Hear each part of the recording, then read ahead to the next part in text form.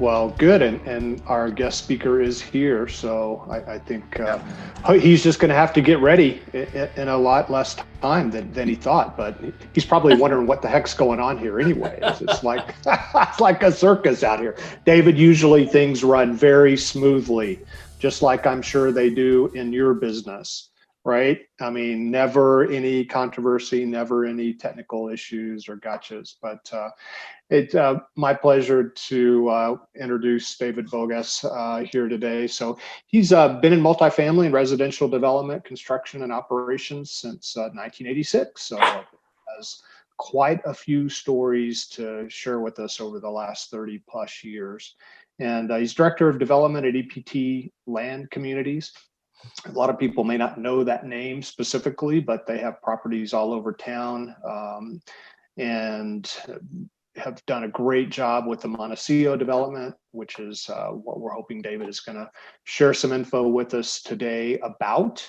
But before joining EPT, David was a business development manager for the Border Institute of Technology, and also worked in the military housing area for EPT Management Company.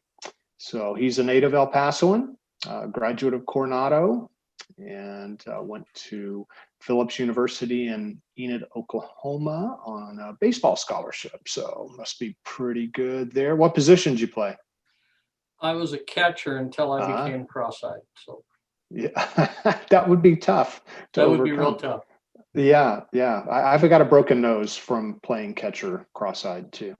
And decided, hey, maybe earning a business degree would be a better plan. So he got his BBA in accounting from UTEP and is also an organic pecan farmer, apparently. So, David, welcome. It's all yours. Thank you. I first of all, to everybody listening or who's dialed in today, thank you also very much for having me. Especially to Hector. I've known Hector since the 80s, and you have a good one there. I have nothing but respect for Hector. I'm excited to be with you guys today for two reasons. One is anytime I get a chance to talk about this 302-acre development, which you see kind of floating around out here, that's always fun for me. It's a constant state of design, build, sell, move in, move out. We never stop. So it's always fun to be able to talk about it. And the second thing is my 8th grade girlfriend is on the call. And I just want her to know that it only took me 50 years of therapy to get over losing her. So I'll move on from there without mentioning her name and thus embarrassing her. What's playing on the screen today, right now, is this was the original flyover after we got into and got the Alamo Draft House developed. And I challenge you all to understand, if you can, if you think you know where Topgolf is or where iFly is, it's obvious to know this is I-10. This is Mesa Street up here. But what you're dealing with is, and what I'm trying to get people to understand here is that we have moved approximately 2 million cubic yards of dirt in developing Montecito. And we're good at it. And this is why people in my life say you'll never grow up because you get to go to work every day and play in the dirt. And that's probably a very true statement. I can't get away from Montecito. There have just been other opportunities within EPT, but the owners, Richard Aguilar, William Ehrlich, Dr. David Mazel, they've kind of got me roped in here. And this is what happens when you have as much history on a project. And I really literally do go back to the first tablespoon of dirt that was ever turned out here. It is a challenge, it's fun, and it's absolutely worthwhile. What I'll do is give you an idea. This is EPISD's site. Hey, David, now I'm not seeing a shared screen. Are you guys seeing a shared screen? No? Okay, so let's try that again. You're not seeing the shared screen? No, and it may have gotten mixed up there. Arlene, you've given David sharing privileges? We checked And it then- earlier, but if something Right. changed, I don't know. Well, yeah, since she probably grabbed it back while we were doing the intro and everything. So why don't you try sharing again? David, you should have that option still. Yeah, and it should be, you should see a green, outline around your screen, the part that you're sharing. There you go. Now you got it. Okay, well, this is good.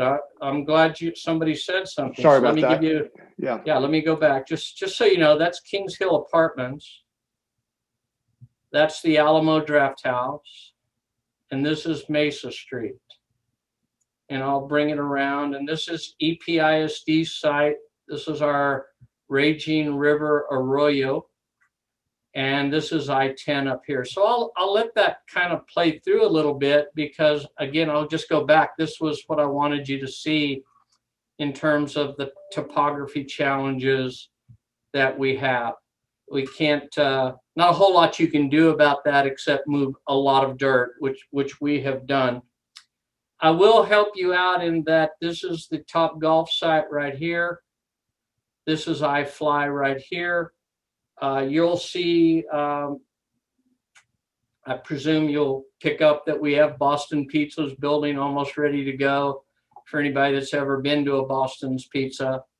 But this is the challenge. This is Montecito, and I can't be here today without getting into a little bit of the history of Montecito. First of all, this was not our idea. Let me be real clear about that. Under the guide of, under the tenure, if you will, of Joyce Wilson, various members of the city contacted us 13 plus years ago and said, hey, we've got a company called Placemakers out of Albuquerque, Susan Henderson, that we've hired to come into town and take a look at how we can take some developers' plats, enhance them, kind of get away from the standard either single family or retail type development and create a more Congress of New Urbanism, a more smart code, a more smart growth style of development. And so I took a plat down. I was the one fish that got a hold of that hook, and I just couldn't get off of it after that point. But so what Susan and her team did was take our plat, kept the boundaries, and said, here's how you can turn this into X. And X really defined as smart growth and smart code. Before I recommended to the owners that they take a look at this, the big thing I noticed is that it was much heavier or higher density, which happens to be a forte of the owners, multifamily environments.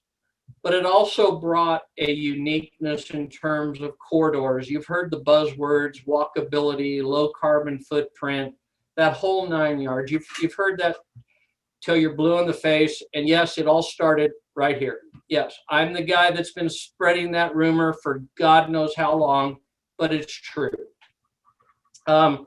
So what developed off of Susan Henderson's layout and plan was an introduction to a guy that is, and his team, who's out of California, who's absolutely considered not a founder of the Congress of New Urbanism, but certainly a cornerstone, and that's Stefanos Polyzoides and his associate Vinayak Barney.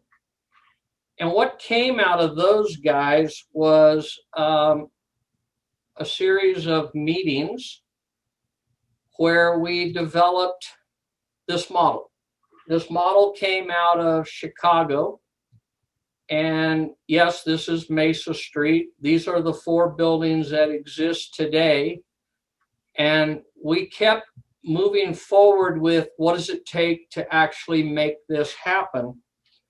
The emphasis for this model has been apartments, single family homes, retail, and hotels. How do we make it all come together, blend, and develop, not my phrase, but in essence, a city within a city, and keep people engaged? You know, you have to understand that no one person did this. It was an incredible team with a great insight from everybody involved. And then escalating to types of relationships with both city and county, 380, 381 agreements, whatever it takes to help turn something like this into a reality.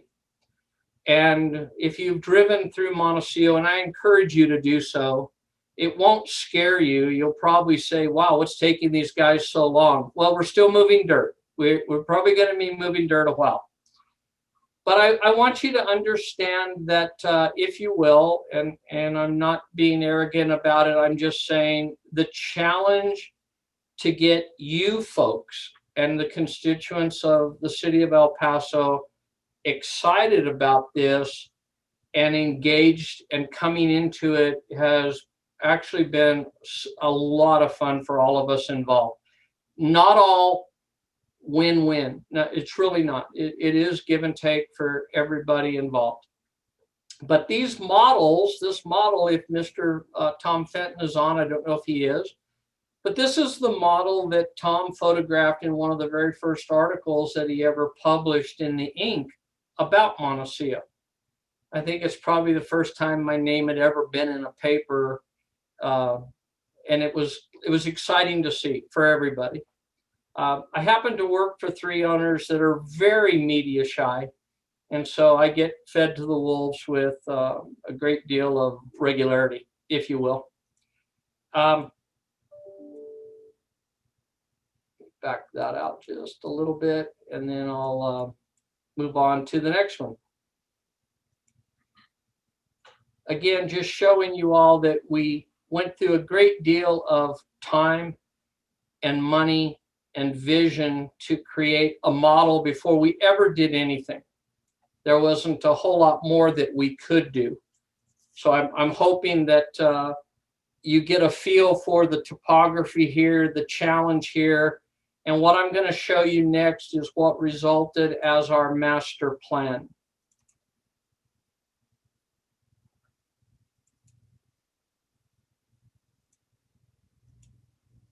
This is real. This is as of today. This is our master plan. I'm actually sitting in this little office down here, and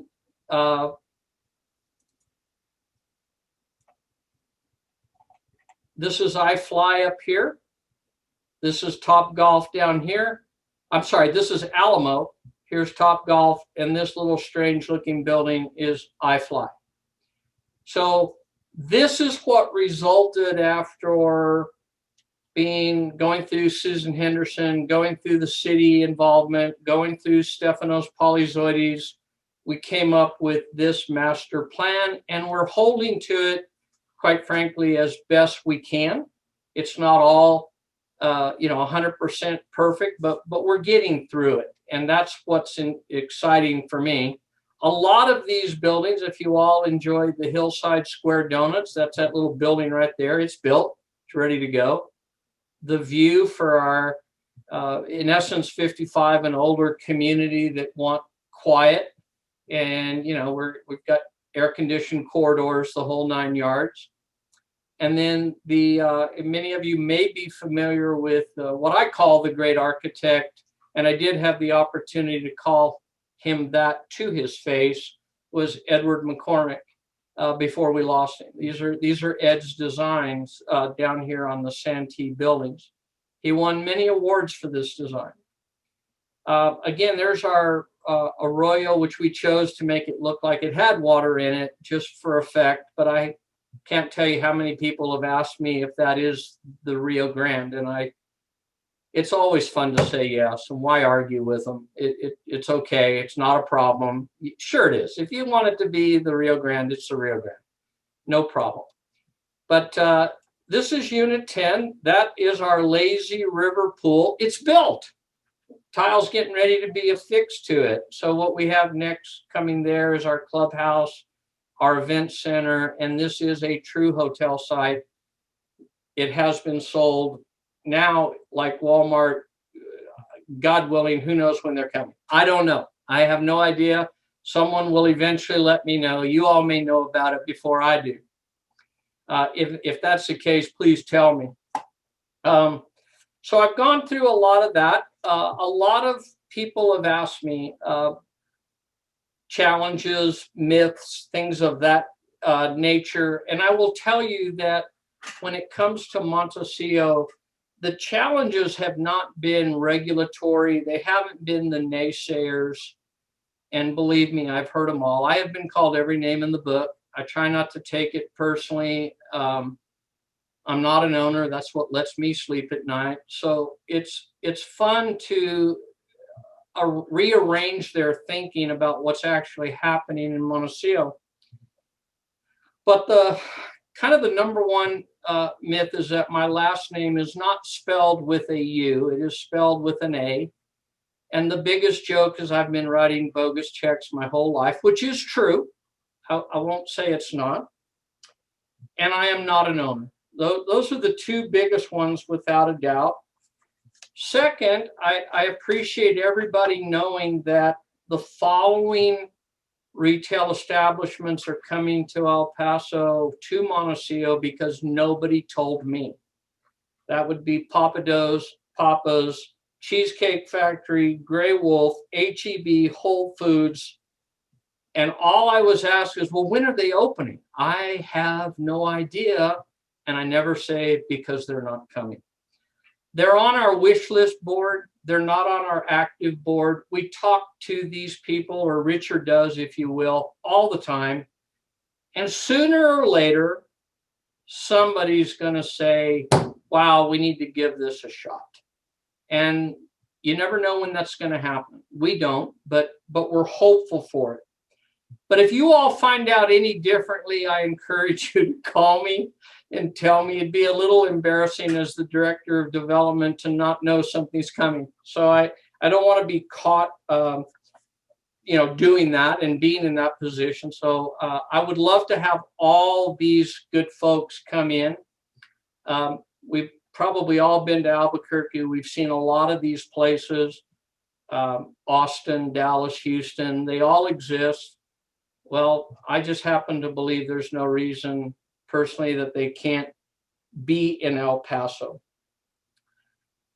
The other biggest challenge we have is keeping the citizens, the constituents of El Paso engaged and learning about Montecillo as often as we can. Social media, we poll our residents.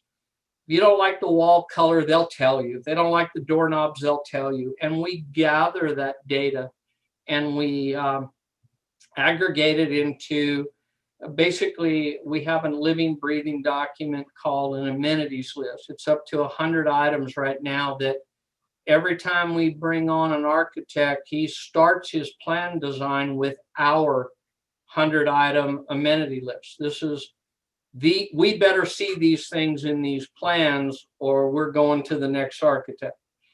That sounds a little arrogant, but it's just our job to make sure that it's all there.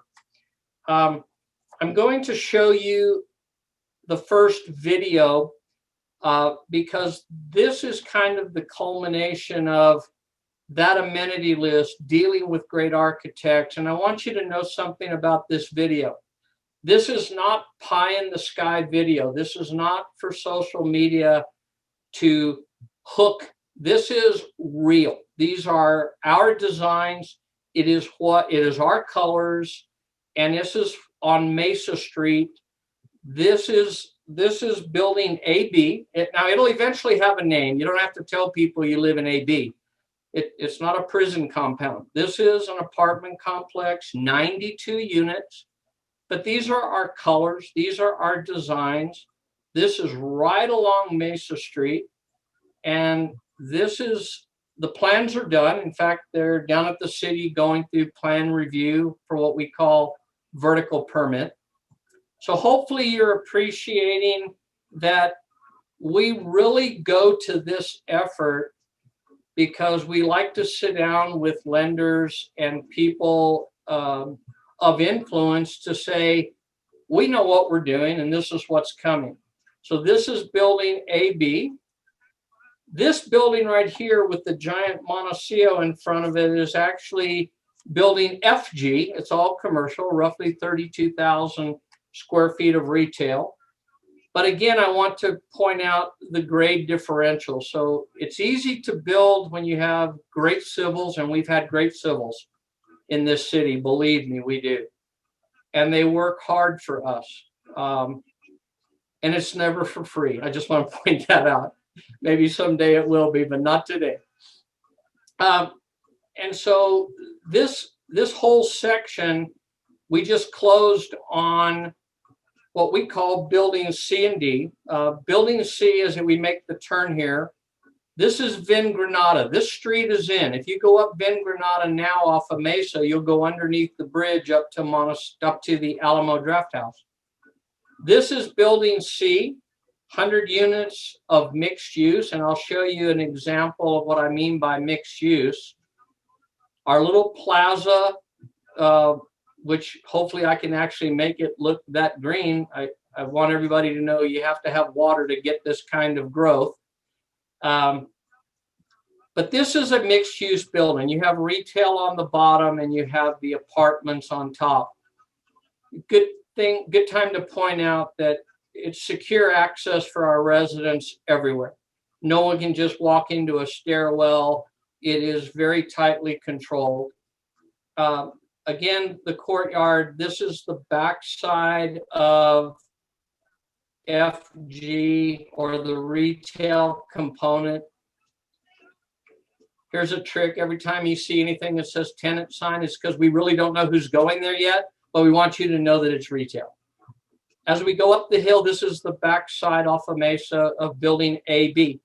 And we'll work our way up a little quick, but I want you to turn now onto Montecito Boulevard. This is Montecito Boulevard that goes up to Alamo Draft House, which will be on the right.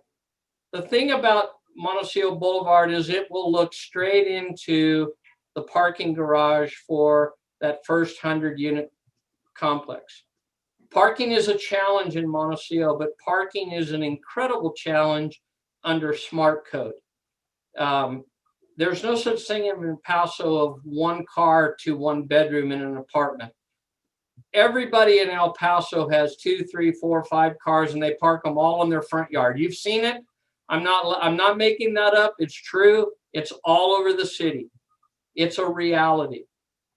We have the same environment across the street at building D, which is back over here. That's 88 units with a parking garage. So this is a company called EMJ Construction. We've closed the loan. We've closed the contract. They've actually started construction of these 4 buildings. So with all the work going on along Mesa, we don't want to be blamed for that traffic jam because we're behind the street, behind the curb, but this is what we're building for all of El Paso, whoever wants to come in. It doesn't matter to us. We like doing it. And I see Mr. Stan Okies. Hi, Stan. The next thing I want to do is take you all to our aquatic park, which is Unit 10. We're all proud of this. This is an event center. The event center is approximately 19,000 square feet. I'm just thinking, everybody talks about weddings, quinceañeras, the whole 9 yards. I talk about bar mitzvahs, bat mitzvahs, whatever can come in, we want you to come here. We want you to have a good time. It's what it's about. So we have our own event center. This is the clubhouse, which is for all the residents of Montecito. We will centralize the manager's office and environment.